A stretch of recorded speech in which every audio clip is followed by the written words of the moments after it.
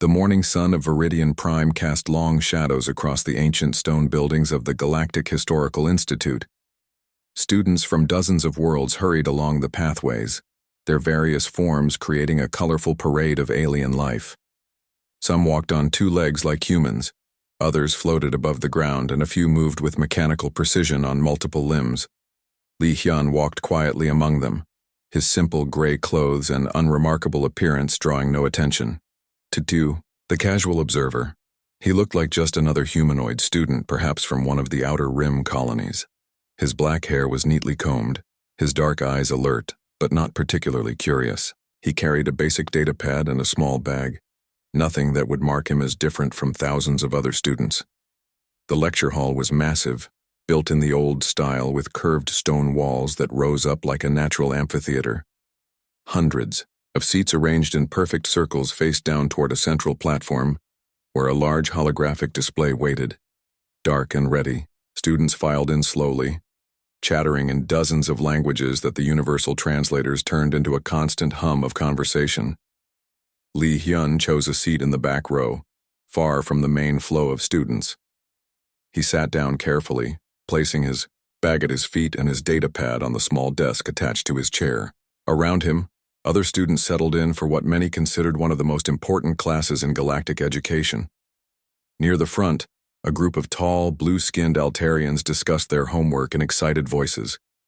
Their crystalline hair caught the light as they moved their heads, creating small rainbows on the walls around them. Behind them, three Corvin students with their distinctive ridged foreheads compared notes, their thick fingers moving quickly across their data pads. A young female student with pale green skin and large golden eyes turned to look at the human in the back row. Her name was Yella, and she was from the Centauri colonies. Something about the quiet student caught her attention, but she could not say what. He seemed perfectly normal, yet somehow different. She almost asked him which world he came from, but her friend pulled her attention back to their conversation about the upcoming test. Professor Velthar entered through the main door, with the confident stride of someone who had given this lecture hundreds of times. He was a saurian, one of the oldest and most respected species in the galaxy. His scales were a deep green color that had darkened with age, and his yellow eyes held the wisdom of someone who had spent decades studying the rise and fall of civilizations. The professor was tall even by saurian standards, nearly 3 meters in height. His long neck allowed him to look over the entire lecture hall with ease. He wore the traditional brown robes of a senior academic, with silver threading that marked his rank as one of the most honored historians in the galaxy. The students gradually fell silent as Professor Velthar reached his platform. He touched a control on his desk, and the lights dimmed slightly while the holographic display came to life. The three-dimensional image showed a small blue and green planet rotating slowly in the darkness of space. "Good morning, class, Professor," Velthar said, his voice carrying easily through the large hall. "Today we continue our study of failed civilizations with perhaps the most important case in recent galactic history. The world you see before you was once called Earth, or Sol 3 in the old star charts. The planet in the hologram looked peaceful and beautiful. White clouds swirled over blue oceans, and the green and brown continents showed signs of life and development. It was hard to imagine that this lovely world had been the home of one of the galaxy's greatest disasters. Earth was located in a small system on the outer edge of what we now call the Terran sector," the professor continued. "For most of galactic history, it was ignored because it seemed to have little value. The system had only one star, and most of the planets were either too hot or too cold for most forms of life." Li Hyun listened without expression, his hands resting calmly on his data pad. He did not take notes like the other students. He simply watched and listened, as if he already knew everything the professor might say. The species that lived on Earth called themselves humans, Professor Velthar said. The hologram changed to show various images of human beings from different time periods. There were pictures of early humans with simple tools, then images of larger settlements, and finally views of great cities with tall buildings reaching toward the sky. Humans were a relatively young species, having developed space travel only about 1200 years ago by our current calendar. They were mammalian, bipedal, and showed the typical aggressive tendencies we see in many emerging species. A student near the middle raised her hand. She was a vegan, with the distinctive purple skin and silver eyes of her people. Professor, why do we call them a failed civilization if they achieved space travel? That seems like a significant accomplishment. Professor Velthar nodded approvingly at the question. An excellent point, Zara. You are correct that reaching space is a major milestone for any species. However, humans demonstrated a fatal flaw that eventually led to their complete destruction. They were unable to control their aggressive impulses. The hologram changed again, showing images of human conflicts. There were pictures of armies, weapons, and the aftermath of battles. The scenes were not particularly graphic, but they clearly showed a species that spent much of its energy fighting against itself. Unlike most successful galactic civilizations, humans never learned to live in peace with their own kind, the professor explained. Even as they spread to other worlds in their system, they continued to fight wars over resources, territory, and ideology. Their history is filled with conflicts that grew larger and more destructive as their technology improved. Li Hyun shifted slightly in his seat, but his expression remained neutral. Several other students glanced at him briefly, perhaps noticing his subtle reaction, but no one paid him any real attention. The end came approximately 847 years ago, Professor Velthar continued. Human military technology had advanced to the point where they possessed weapons, capable of destroying entire planets.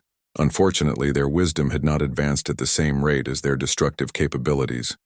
The hologram now showed Earth from space, but this time the planet looked different. Instead of the peaceful blue and green world they had seen before, this Earth was covered in brown and gray clouds. Flashes of red light could be seen through the atmospheric cover, and the oceans appeared to be boiling. The final war lasted only 3 standard days, the professor said with the sad tone of someone describing a great tragedy. Human factions unleashed their most powerful weapons against each other, not realizing that they would make their entire world uninhabitable. By the time they understood what they had done, it was too late to stop the process. A young male student with the metallic skin of the Rigel system raised his hand. Professor, were there no survivors at all? Surely some humans must have been on other worlds when this happened. A logical question, Keto, Professor Velthar replied. There were indeed small human colonies on a few worlds in their system, and some humans lived on space stations. However, all of these populations died within a few years of Earth's destruction. Without their homeworld to support them, the remaining humans could not maintain their technology or their society. The last confirmed human died about 800 years ago. The lecture hall was quiet as students absorbed this information. Many civilizations had destroyed themselves throughout galactic history, but few had done it so completely or so quickly as the humans apparently had. Li Hyun looked around the hall at the faces of his fellow students. He saw sadness, curiosity, and in some cases a kind of satisfied superiority. Many of these young beings came from species that had learned to live in peace long ago. The story of humanity served as a comfortable reminder of how much better their own civilizations had become. Professor Velthar touched his control pad again, and the images changed to show various pieces of human technology and art that had been recovered from the dead colonies. There were examples of human music, literature, and scientific achievements. Despite their ultimate failure, humans had created some remarkable things during their brief time in the galaxy. We study the humans not to mock their failure, the professor said, but to learn from their mistakes. They show us what can happen when a species develops powerful technology without also developing the wisdom to use it responsibly. Their story reminds us why the Galactic Council works so hard to prevent conflicts between member species. The lesson continued for several more minutes, with Professor Velthar describing various aspects of human culture and technology. He spoke about their art, their science, and their brief attempts at diplomacy with other species. Throughout it all, he maintained the tone of someone describing a fascinating but ultimately tragic chapter in galactic history. As the lecture neared its end, Professor Velthar prepared to summarize the key points his students should remember. This was the moment he always enjoyed most, when he could tie together all the threads of the story and help his students understand the deeper lessons. But as he opened his mouth to speak, a calm voice from the back of the hall interrupted him. "Excuse me, Professor, but I think there might be some errors in your historical account." The lecture hall fell completely silent. Every head turned toward the back row where Lee Hyun sat calmly in his simple gray clothes. The sound of his voice still echoed in the large space, and for a moment, nobody seemed to know how to react. "Professor." Velthar blinked his yellow eyes slowly, the way saurians did when they were surprised or confused. His long neck stretched slightly as he peered up at the student who had dared to interrupt his lecture. In 30 years of teaching, very few students had ever questioned his historical presentations, and none had done it so boldly. "I beg your pardon," the professor said, his voice carrying a note of irritation. "Did you just suggest that my research contains errors?" Lee Hyun stood up slowly, his movements careful and respectful. He was not tall compared to many of the alien species in the room, but something about the way he carried himself made him seem larger than he was. His dark eyes looked directly at the professor, without fear or aggression.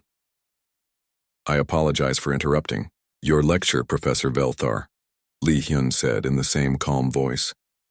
"I have great respect for your work and your reputation. However, I believe there are some important facts about Earth and its people that may not be included in the official galactic records." Several students began whispering to each other.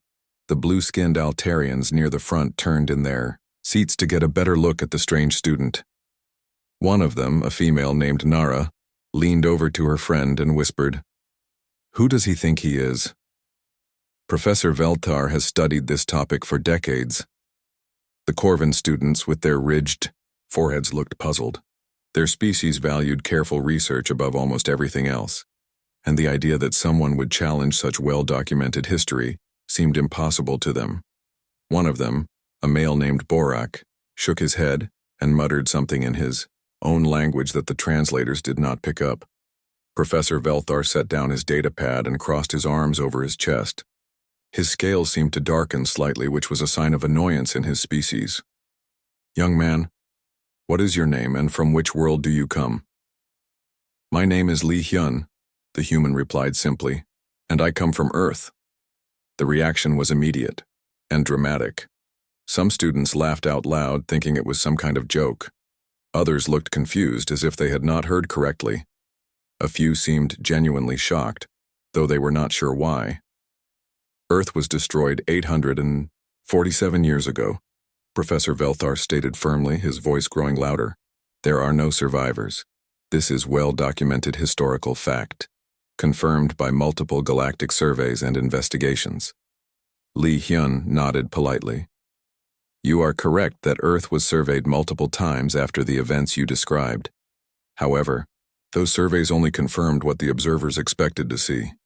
Sometimes, Professor, the absence of evidence is not the same as evidence of absence." The young vegan student named Zara raised her hand tentatively. "Are you claiming to be a human?" she asked, her purple skin showing a slight color change that indicated curiosity mixed with disbelief. "I am human," Lee Hyun answered without hesitation. "I was born on Earth 63 years ago, in a city that your records probably list as completely destroyed." More laughter erupted from several parts of the lecture hall. A group of students from the inner worlds began making jokes about the crazy student who thought he was from an extinct species. But not everyone was laughing. Some of the older students, those who had studied galactic history more seriously, were beginning to look thoughtful rather than amused. Professor Velthar held up one large, scaled hand to quiet the class. "Young man, I do not know what kind of point you are trying to make, but this is neither the time nor the place for elaborate jokes or philosophical exercises. If you have genuine questions about the historical record, you may ask them in a respectful manner." "I have no questions about your historical record," Lee Hyun replied calmly. "I am sure it accurately reflects what the galactic community was told about Earth. My concern is that what you were told was not the complete truth. The professor's yellow eyes narrowed.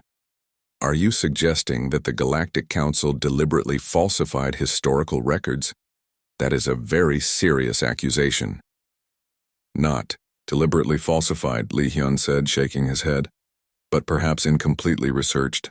Tell me, Professor, when your people investigated the destruction of Earth, did they land on the planet itself or did they only observe from space? Professor Velthar paused, clearly thinking back to the research he had done years ago when preparing this lecture. The initial surveys were conducted from orbital distance due to the dangerous radiation levels detected around the planet. Later investigations used automated probes, but the hostile environment made direct exploration impossible. And how long did these investigations continue? Li Hyun asked. The formal surveys ended after approximately 50 standard years, when it became clear that the planet was completely lifeless, the professor answered. There were occasional follow-up observations, but these confirmed the original findings. Li Hyun nodded thoughtfully. 50 years of distant observation, followed by occasional checks. That would make sense from a galactic perspective. After all, why would anyone continue to study a dead world when there were so many living ones that needed attention? A male student with the metallic skin of the Rigel system leaned forward in his seat. His name was Kito, and unlike many of his classmates, he was not laughing. What are you suggesting happened instead? He asked seriously. I am suggesting that what appeared to be total destruction was actually something quite different. Li Hyun replied. What if the nuclear explosions and atmospheric changes were not the result of a war, but rather part of a carefully planned project? The lecture hall grew quieter as more students began to pay attention. Even those who thought Li Hyun was crazy were curious to hear what he would say next. Professor Velthar's scales had returned to their normal color, and he was now watching the human student with professional interest rather than irritation. What kind of project would require the appearance of planetary destruction? The kind of project undertaken by a species that had grown tired of being constantly threatened by larger, more powerful civilizations, Li Hyun said. Humans were not the strongest species in the galaxy, Professor. We were not the most advanced, and we certainly were not the most numerous. But we were learning that sometimes the best way to survive is to make your enemies think you are already dead. The green-skinned Centauri student named Yella, who had noticed Li Hyun earlier, felt a chill run through her body. Something in his voice made her believe that he was telling the truth, even though everything she had learned said it was impossible. You are claiming that humanity faked its own extinction? Professor Velthar asked, his voice now completely serious. I am claiming that humanity chose to disappear from galactic view, Li Hyun replied. The nuclear detonations were real, but they were not weapons of war. They were tools of transformation.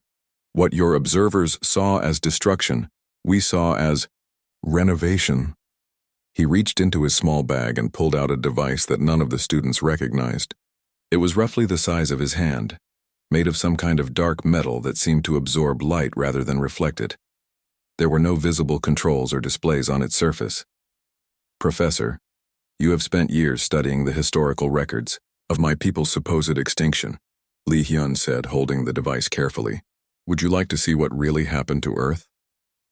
The professor stared at the strange device for a long moment. Part of him wanted to dismiss this entire conversation as an elaborate hoax, but another part, the part that had made him a respected historian, was desperately curious to know what the device might show. Very well, Professor Velthar said finally. Show us your evidence. Li Hyun smiled for the first time since entering the lecture hall. It was not a happy smile, but rather the sad expression of someone who was about to share a secret that he had kept for far too long. I should warn you, he said quietly, that what you are about to see will change everything you think you know about the galaxy you live in. He activated the device and the lecture hall filled with light. The light from Li Hyun's device spread through the lecture hall like morning sunshine, but it was unlike any holographic projection the students had ever seen. Instead of the usual flat images that appeared above the professor's platform, this light seemed to fill the entire space around them. The walls, ceiling, and floor disappeared, replaced by the deep black of space dotted with countless stars. The students gasped as they found themselves apparently floating in the void, looking down at a planet that was unmistakably Earth. But this was not the dead brown world that Professor Velthar had shown them. This Earth was alive with brilliant blues and greens, white clouds swirling in perfect patterns above continents that practically glowed with health and vitality. "This is Earth as it exists today," Li Hyun's voice said from somewhere in the starfield around them. 847 years after its supposed destruction. Professor Velthar tried to maintain his professional composure, but his yellow eyes were wide with amazement. The detail in this projection was beyond anything he had ever experienced. He could see individual weather patterns, ocean currents, and what appeared to be massive structures that blended seamlessly with the natural landscape. "Impossible," whispered Nara, the blue-skinned Altarian student. "The galactic surveys confirmed that Earth was lifeless. This must be some kind of computer simulation." Li Hyun's voice remained calm and patient. "The galactic surveys showed exactly what we intended them to show. Watch carefully, and I will explain how we accomplished what your people consider impossible." The view shifted, diving down through Earth's atmosphere toward one of the continents. As they descended, the students could see that what looked like natural forests and grasslands from space were actually carefully designed environments. Cities existed within the landscape, but they were unlike anything in galactic civilization. Instead of the towering metal and plastic structures that dominated most inhabited worlds, Earth's cities seemed to grow from the ground like living organisms. Buildings curved and twisted like tree branches, their surfaces covered with plants that filtered air and provided food. Transportation systems flowed like rivers, carrying people and goods without any visible machinery. After the nuclear crisis 847 years ago, humanity made a collective decision, Li Hyun explained. "We realized that our aggressive expansion into galactic space was making us targets for every empire that saw us as a threat. Rather than continue fighting wars we could not win, we chose a different path." The projection showed scenes from inside the Earth cities. Humans of all ages moved through the organic architecture, but they looked different from the historical images Professor Velthar had shown earlier. These people seemed healthier, more vibrant, and somehow more at peace with themselves and their environment.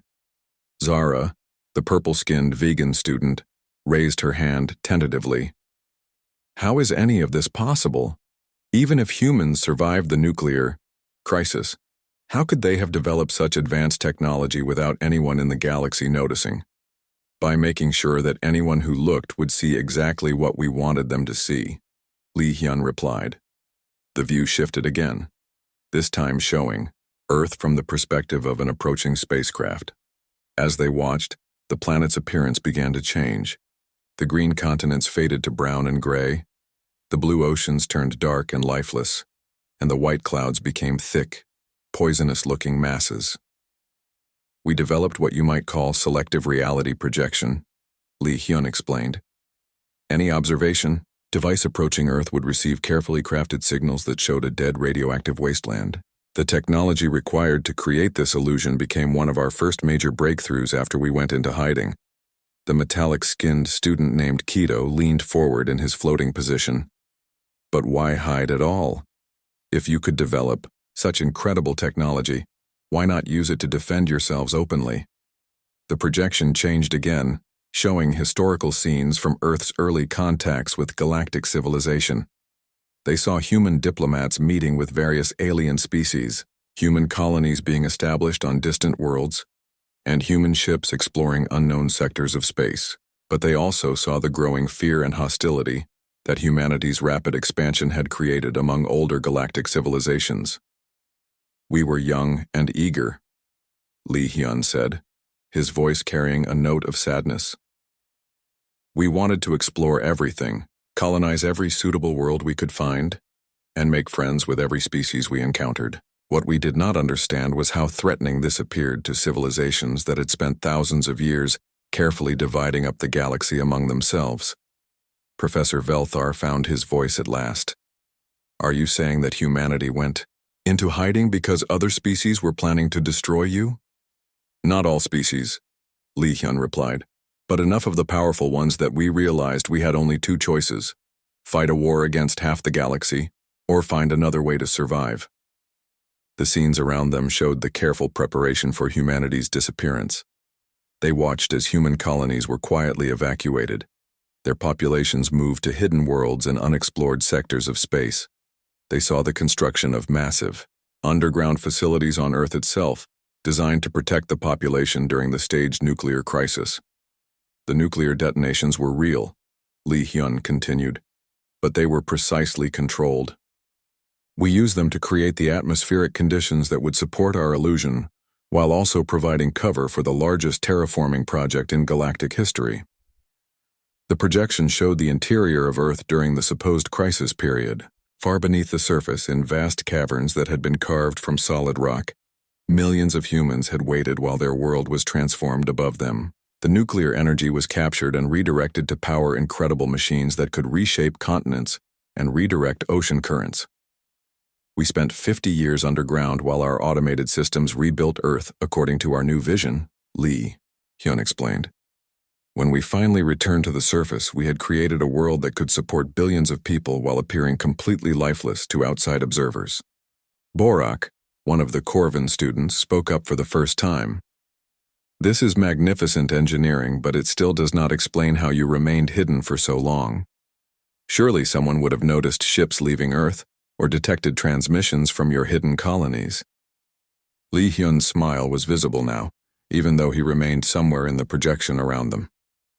That brings us to humanity's second major breakthrough: true faster-than-light travel. The scene changed to show the space around Earth, but now, the students could see things that had been invisible before. Ships moved between Earth and other worlds, but they did not travel through normal space. Instead, they seemed to slip between dimensions, appearing and disappearing without leaving any trace that conventional sensors could detect. While the rest of the galaxy continued to use jump gates and wormhole technology, we developed a completely different approach to space travel, Li Hyun explained. Our ships move through what we call folded space, allowing us to travel instantly between any 2 points in the galaxy without using the established trade routes or communication networks. The projection expanded to show the true scope of human civilization. Dozens of worlds appeared around them, each one a masterpiece of ecological engineering. Some were desert planets that had been transformed into gardens. Others were ice worlds that now hosted tropical climates. A few appeared to be completely artificial, built from scratch in empty space. Over the past 800 years, we have established colonies throughout the galaxy, Li Hyun said. We have explored regions that no other species has ever visited, and we have developed technologies that make most galactic standard equipment look like stone tools. Professor Velthar struggled to process what he was seeing. How many worlds do you control? He asked. We do not control worlds, Li Hyun replied. We inhabit them, care for them, and work with them. As for the number, there are currently 47 major human settlements plus several hundred smaller outposts and research stations. The revelation hit the students like a physical blow. Humanity was not extinct. They were thriving on a scale that dwarfed most galactic civilizations. The species that had been dismissed as aggressive primitives had quietly become one of the most advanced and widespread cultures in known space. Yella, the green-skinned Centauri student, asked the question that was on everyone's mind. If you are so powerful, so advanced, why reveal yourselves now? Why break your silence after so many centuries? The projection around them faded, and the students found themselves back in the lecture hall. Li Hyun stood at the back of the room, his simple gray clothes and unremarkable appearance now seeming like an elaborate disguise. His dark eyes held an expression of deep concern that had not been there before. Because, he said quietly, we have detected something approaching the galaxy that makes all of our previous concerns seem trivial. The lecture hall was completely silent as everyone waited for him to continue. We are no longer hiding from you, Li Hyun said. We are here to warn you about something that threatens every living thing in this galaxy, and we are going to need each other's help if any of us hope to survive. The silence in the lecture hall stretched on as Li Hyun's words sank into the minds of everyone present. Professor Velthar was the first to recover, his scientific training helping him focus on the practical questions that needed answers. "What kind of threat are you talking about?" the professor asked, his voice steady despite the shock of everything he had just witnessed. Li Hyun activated his device again, but this time the projection was smaller and more focused. It appeared above the professor's platform, showing what looked like empty space between distant galaxies. At first, the students could see nothing unusual. The stars looked normal, and the vast darkness between them seemed no different from any other region of deep space. "For the past 200 years, Li Hyun began, our long-range sensors have been tracking something moving through the void, between galaxies. Initially, we thought it might be a natural phenomenon, perhaps a rogue black hole or an unusually large asteroid field. But as we gathered more data, we realized we were looking at something far more disturbing." The projection zoomed in on what appeared to be a small, dark spot among the stars. As the view expanded, the students could see that the spot was actually enormous, larger than most solar systems. But it was not a single object. Instead, it seemed to be composed of millions of smaller pieces that moved together in perfect coordination. "We call them the Devourers," Li Hyun said, his voice dropping to barely above a whisper. "We do not know where they come from or what created them, but we do know what they do to any civilization they encounter." The projection changed, showing images that made several students gasp in horror. They saw the remains of what had once been thriving star systems. Planets reduced to lifeless rocks, stars dimmed to barely glowing embers, and vast structures floating in space that had clearly once been cities or space stations but were now nothing more than empty metal shells. "This is the Andorian galaxy," Li Hyun explained. "It was located about 4 million light-years from here. According to the historical records we have recovered, it contained over 300 billion stars and supported thousands of different species across millions of worlds." Professor Velthar stared at the images of destruction. "What happened to it?" "The Devourers arrived approximately 600 years ago," Li Hyun replied.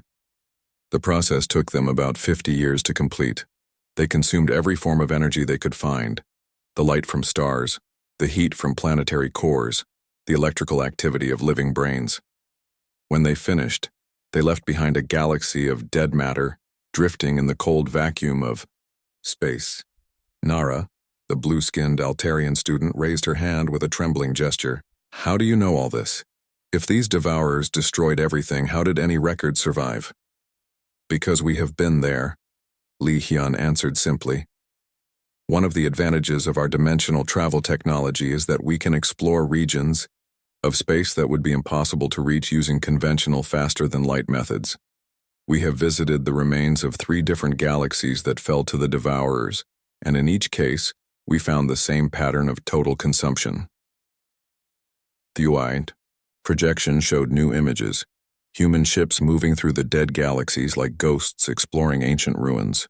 The ships were unlike anything the students had ever seen, with curved hulls that seemed to bend light around them and propulsion systems that left no visible exhaust or energy signature. "The Devourers are not a single species," Li Hyun continued. "They appear to be a collection of different life forms that have been converted into components of a larger consuming machine. We have identified organisms that were once similar to most of the major species types in our own galaxy: humanoids, reptilians, energy beings, and machine intelligences." Zara, the purple-skinned vegan student, looked sick. "You mean they turn the species they encounter into more of themselves?" "In a sense," Li Hyun nodded grimly. "But it is worse than simple conversion. The Devourers do not just kill civilizations.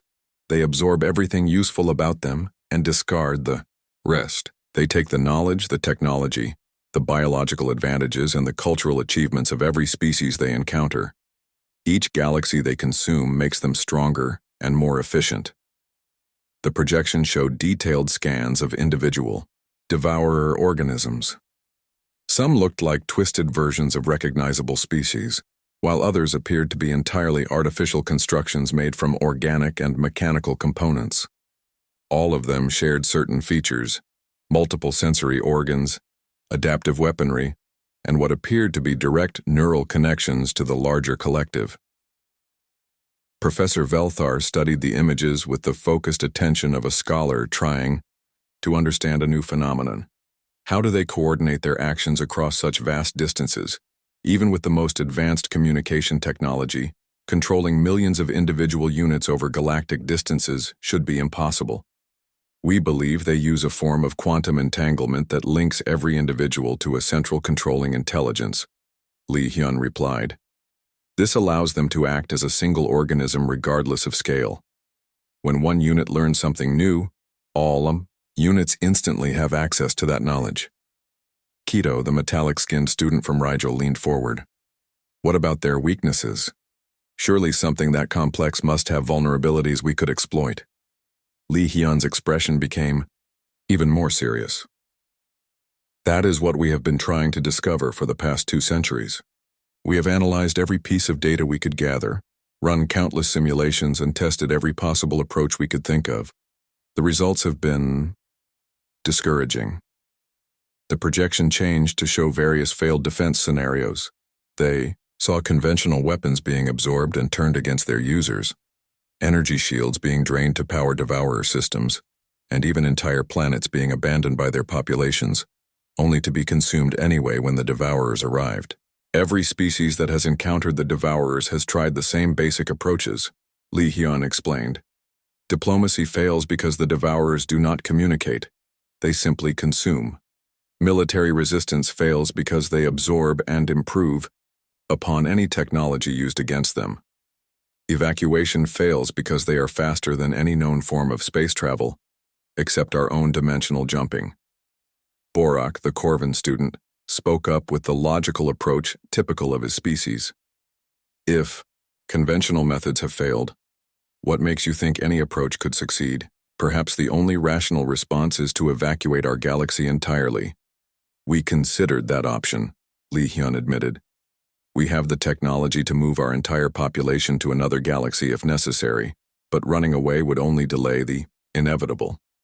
The devourers show no signs of slowing down or changing direction. Eventually, they would consume every galaxy in the observable universe. The students sat in stunned silence as they tried to process the implications of what they were hearing. Everything they thought they knew about their place in the universe had been turned upside down in a single morning. First, they learned that humans were not extinct, but had become a hidden galactic superpower.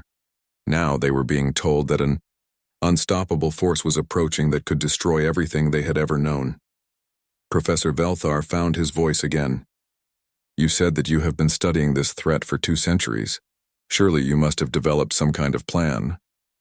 We have, Li Hyun replied, and for the first time since beginning his revelation, he smiled. It was not a happy smile, but it was confident. However, our plan requires something that humanity has never been particularly good at: cooperation with other species on a massive scale. The projection changed one final time, showing a star map of their own galaxy. Hundreds of worlds were highlighted in different colors, representing the various species and civilizations that made up the galactic community. Lines connected the different systems, showing trade routes, communication networks, and political relationships. The devourers will reach the outer edge of our galaxy in approximately 50 Earth years, Li Hyun announced. That gives us about 2 generations to prepare for their arrival. But preparation will require every species, every world, and every individual to work together in ways that have never been attempted before. Yella, the green-skinned Centauri student, asked the obvious question. What exactly are you asking us to do? Li Hyun looked around the lecture hall, making eye contact with as many students as possible. We are asking you to help us teach the galaxy how to fight like humans. The confused murmur that rose from the students was exactly what Li Hyun had expected. After spending the morning learning that humans were supposed to be extinct because of their aggressive nature, the idea of learning to fight like humans seemed contradictory at best. I know how that sounds, Li Hyun continued. But consider this. Every other species the devourers have encountered tried to fight them using conventional military tactics. They formed battle lines, used coordinated strategies, and relied on superior technology to achieve victory. All of them failed. The projection showed battle scenes from the consumed galaxies, neat formations of ships engaging devourer forces in organized combat. In every case, the defenders were systematically overwhelmed and absorbed. Humans fight differently, Li Hyun explained. We are chaotic, unpredictable, and willing to try desperate tactics that other species would consider insane. We attack when logic says we should retreat. We sacrifice valuable resources for psychological advantages, and we refuse to surrender even when victory seems impossible. Professor Velthar nodded slowly as understanding began to dawn on him. You believe that humanity's supposed weakness, your aggressive and unpredictable nature, might actually be an advantage against an enemy that has learned to counter every rational military response. Exactly, Li Hyun confirmed. But we cannot do this alone. We need every species in the galaxy to contribute their unique strengths to a defense that the Devourers have never encountered before, and that means revealing ourselves and asking for the kind of trust that we abandoned 800 years ago when we went into hiding. The lecture hall fell silent again as everyone contemplated the magnitude of what was being proposed. The Frau, stakes could not be higher. The survival of everything they had ever known depended on their willingness to work with a species they had believed was extinct, using methods that went against every principle of civilized warfare. The weight of Li Hyun's revelation settled over the lecture hall like a heavy blanket. Students who had entered that morning expecting a routine history lesson now found themselves confronting the possibility that everything they knew about the galaxy was about to change forever. Professor Velthar broke the silence first, his scientific mind focusing on the practical details that would determine whether Li Hyun's claims could be verified. You said the Devourers will reach our galaxy in 50 years. How can you be so precise about their arrival time? Li Hyun activated his device again, producing a three-dimensional star map that filled the space above the professor's platform. The map showed not just their own galaxy, but several neighboring galaxies and the vast empty space between them. A dark mass was visible in that emptiness, moving slowly but steadily toward their position. We have been tracking their movement for 2 centuries, Li Hyun explained. The Devourers do not use faster-than-light travel in the conventional sense. Instead, they seem to manipulate space-time itself, creating a kind of gravitational wave that carries them forward at a constant rate. Their speed is approximately 1/10 that of standard hyperspace travel, but they never stop, never slow down, and never change course. The map zoomed in on the approaching mass, revealing details that made several students lean back in their seats. What had appeared to be a single dark object was actually composed of millions of individual components, each one roughly the size of a small moon. They moved in perfect formation, creating patterns that shifted and flowed like a living organism. Nara, the blue-skinned Altarian student, raised her hand tentatively. How do we know they are definitely coming here? Could they not change direction at the last moment? We hoped so at first, Li Hyun replied sadly. For the past 50 years, we have been monitoring their trajectory very carefully, looking for any sign that they might bypass our galaxy. Unfortunately, recent observations have confirmed that they are aimed directly at the Outer Rim territories. The first worlds they will encounter are the mining colonies in the Kepler sector. The map highlighted a region of space at the edge of their galaxy, where several species had established resource extraction operations. These were not major population centers, but they supported millions of workers and their families. The thought that these people would be the first to face the Devourers made several students visibly uncomfortable. Zara, the purple-skinned vegan student, spoke up with obvious distress in her voice. Should we not warn those colonies immediately? They could evacuate before the Devourers arrive. Evacuate to where? Li Hyun asked gently. The Devourers do not stop with their initial targets. Once they enter a galaxy, they systematically consume everything they can find. Moving from the outer rim to the core worlds would only delay the inevitable by a few years. Professor Velthar studied the star map with the focused attention of someone trying to solve a complex puzzle. You mentioned that you have a plan that requires cooperation between all galactic species. What exactly does this plan involve? Lee Hyun's expression became more serious than it had been at any point during the morning. Before I can explain our strategy, you need to understand something important about how the Devourers operate. They are not just consumers of energy and matter. They are learners. Every civilization they encounter teaches them new ways to fight, new technologies to absorb, and new tactics to counter. The projection changed to show detailed analysis of devourer behavior patterns. Charts and graphs illustrated how their efficiency improved with each galaxy they consumed, how their individual units became more sophisticated, and how their collective intelligence grew stronger. This is why conventional military resistance has always failed, Lee Hyun continued. The moment you fire a weapon at them, they begin analyzing its energy signature, its delivery method, and its tactical application. Within hours, they have developed counters for that specific weapon. Within days, they have improved upon the original design and incorporated it into their own arsenal. Keto, the metallic-skinned student from Rigel, looked confused. But if they can counter any weapon we use against them, how can any plan succeed? What you are describing sounds impossible to defeat. It would be impossible for any single species fighting alone, Lee Hyun agreed. But we are not proposing to fight them using conventional methods. Instead, we want to create a defense that is so chaotic, so unpredictable, and so constantly changing that even their learning ability cannot keep up with it. The star map was replaced by a complex diagram showing multiple interconnected networks spanning the entire galaxy. Each network was labeled with different functions: communication, transportation, resource distribution, and tactical coordination. Our plan requires every species in the galaxy to contribute their unique abilities to a shared defense network, Lee Hyun explained. The Saurians would provide strategic planning and historical analysis.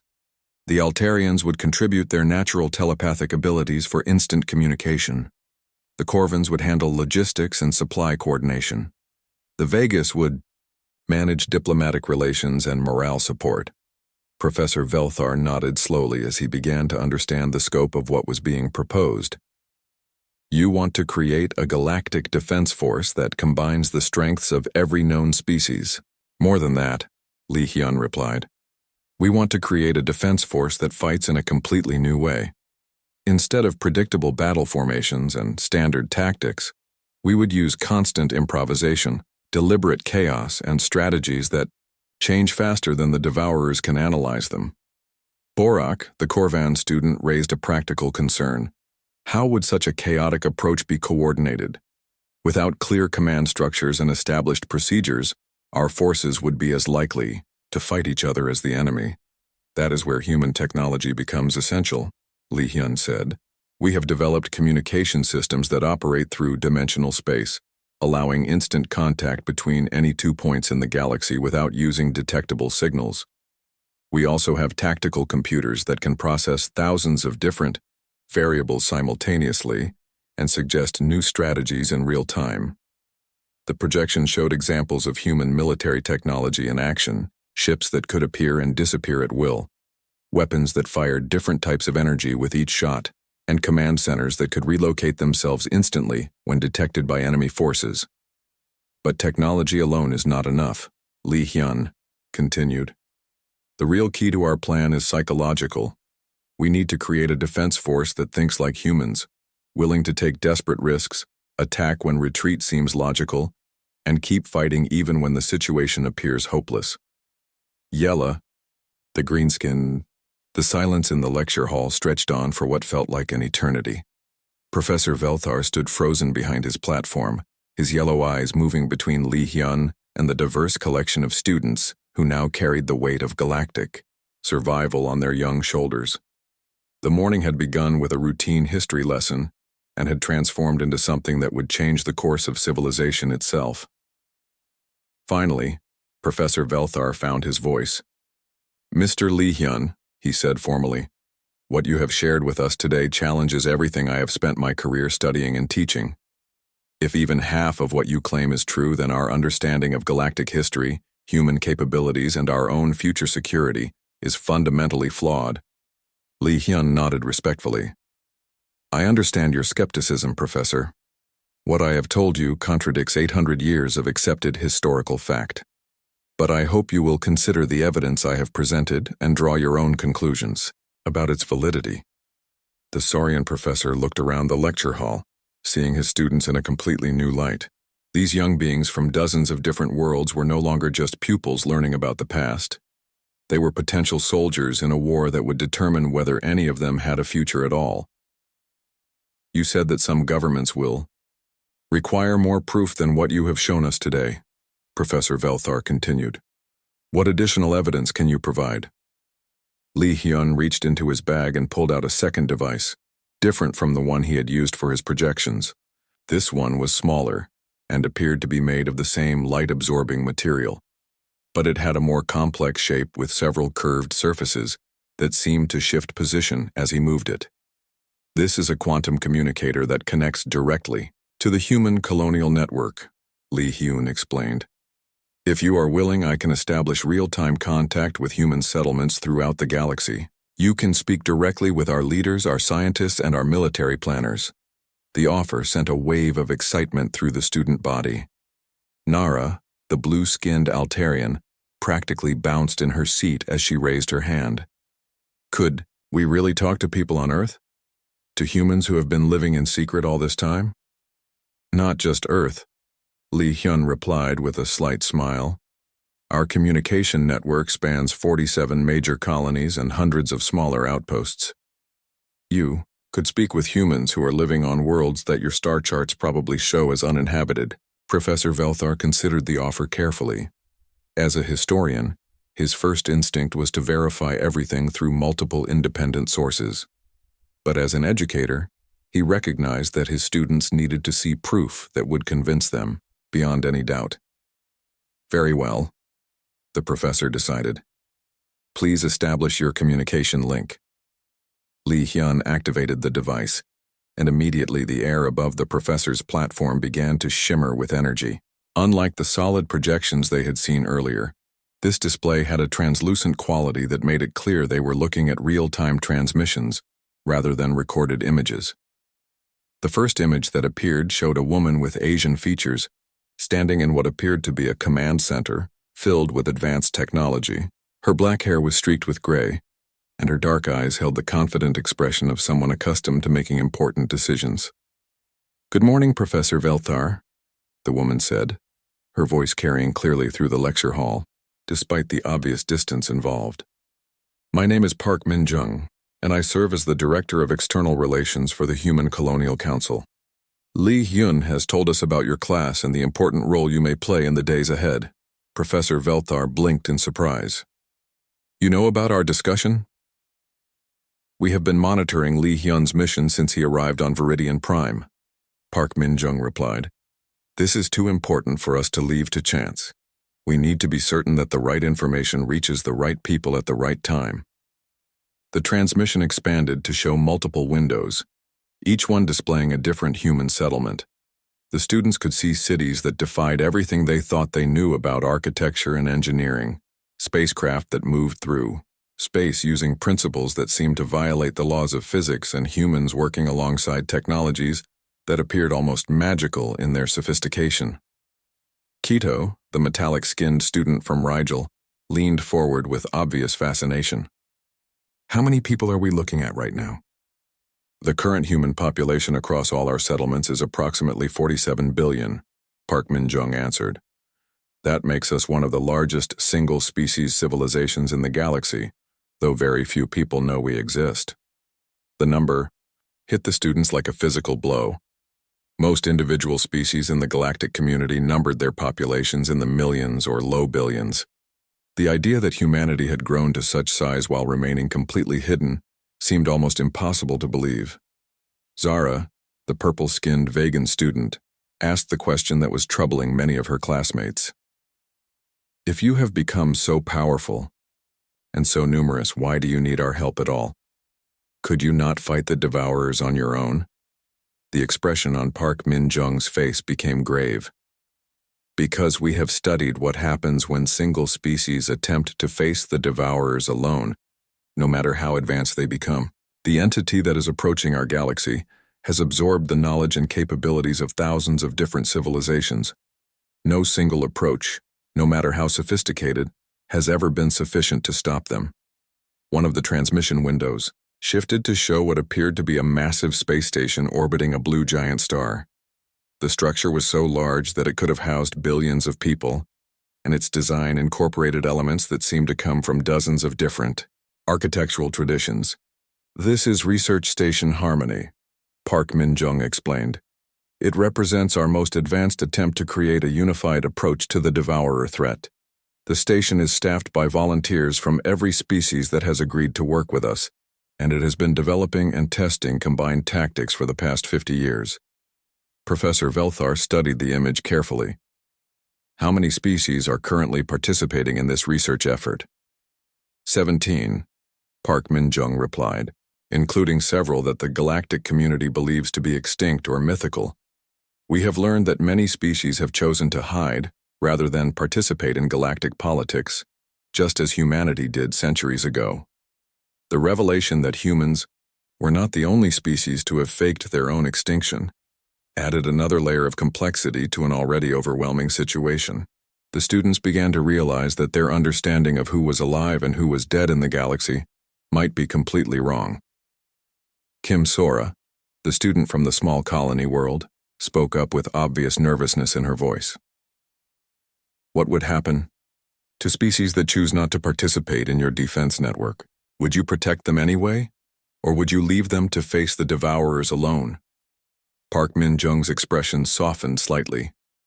"We would never abandon any populated world to the devourers, regardless of their government's decision about joining our network.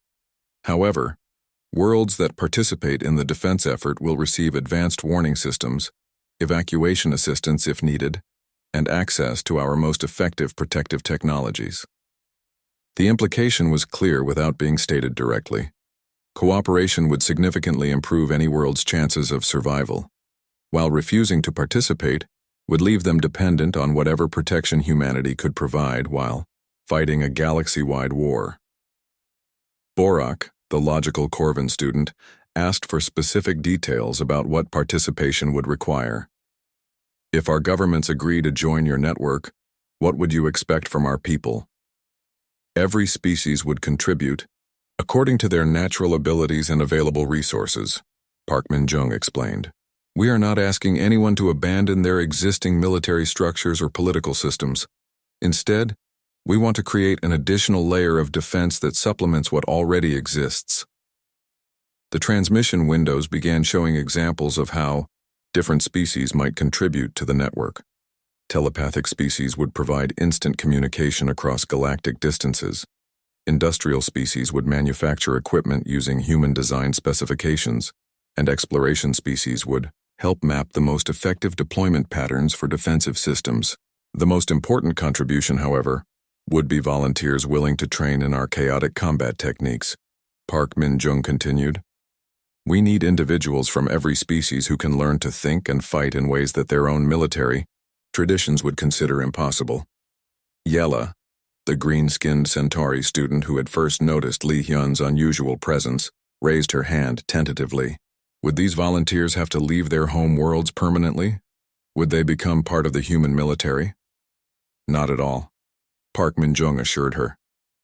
The training would take place on specialized facilities located throughout the galaxy, and volunteers would return to their homeworlds as instructors for others. Our goal is to create a network of beings who can teach these techniques to their own people, not to recruit soldiers for a human army. Professor Velthar approached Lee Hyun as the last student left the hall. "Mr. Lee Hyun, I want you to know that regardless of how this situation develops, you have given me the most important lesson of my career. I have spent decades teaching about the fall of civilizations, but today you have shown me what it might look like for civilizations to rise together." Lee Hyun stood and bowed respectfully to the elderly Saurian professor. "Thank you for listening with an open mind, Professor. And thank you for trusting your students with information that will change their lives forever." As Lee Hyun gathered his simple belongings and prepared to leave, Professor Velthar asked one final question. "What happens next?" Lee Hyun paused at the door of the lecture hall and looked back at the professor and the still active communication link to the human. Colonial network. Next, we find out whether the galaxy is ready to learn that sometimes the only way to survive is to fight like there is nothing left to lose. The door closed behind him, leaving Professor Velthar alone with the knowledge that everything he thought he knew about the universe had changed forever. In 50 years, the Devourers would arrive to find either a galaxy united in chaotic resistance or another collection of dead worlds to add to their endless harvest. The choice, as Hyun had said, was now in the hands of every living being in the galaxy.